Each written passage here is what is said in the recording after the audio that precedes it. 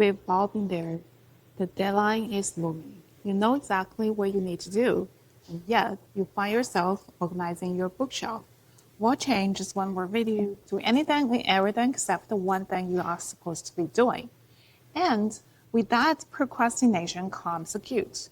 We call ourselves lazy, undisciplined. We download another productivity app, try another time blocking technique, and promise ourselves that tomorrow will be different. But it rarely is. The problem is not your character. The problem is the entire premise. In this video, we'll decode the hidden code of procrastination. And by the end, you will understand that you're not lazy. You are simply and profoundly depleted. The first point is the radical one. The modern productivity industry is built on the myth. And that myth is willpower. We are told to push through, to be more disciplined, to apply more force. And we treat our minds like unruly children that need to be tamed. But what if procrastination isn't a failure of you? What if it's a failure of few? And let's use a tech analogy. So your brain is the most powerful computer in the known universe. But what its battery is like 3%, it doesn't matter how great the software is. The system will automatically enter low power mode. It will shut down non-essential processes. It will refuse to run complex applications. And this isn't a bug. This is a feature. It is a protective mechanism to prevent a complete system crash.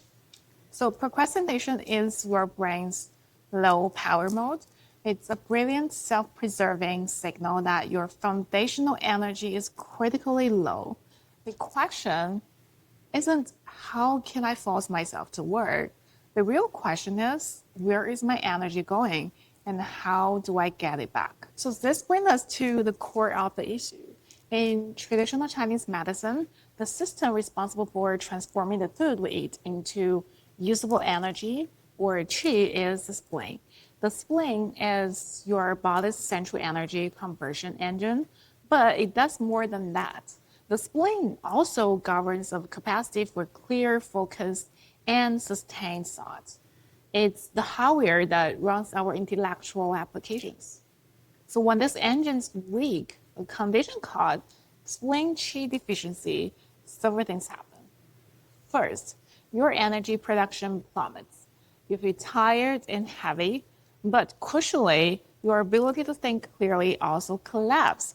Your mind feels foggy, scattered, and overwhelmed. And this is the root of procrastination. Your brain, sensing the severe energy deficit, will actively resist engaging in complex, energy-intensive tasks, like writing the report or starting that big project. If you instead seek out low-energy activities, scrolling, snacking, staring into space, this isn't laziness. This is your body's intelligent protective triage system, trying to conserve its last reserves of fuel. Your procrastination is a distress signal from your spleen. So in our community of high achievers, two things constantly damage this engine: overthinking, improper viewing, like skipping meals or eating cold raw foods. Does this sound familiar to you? Let me know in the comments. So the final point is the solution. We stop trying to whip a tired horse. We start feeding the horse. And here is a simple three-part protocol to reboot your spleen engine. Step 1, fuel with warmth. Your spleen is like a metabolic fire and it hits the code. For 1 week, try replacing your cold salads and iced coffees with warm cooked foods.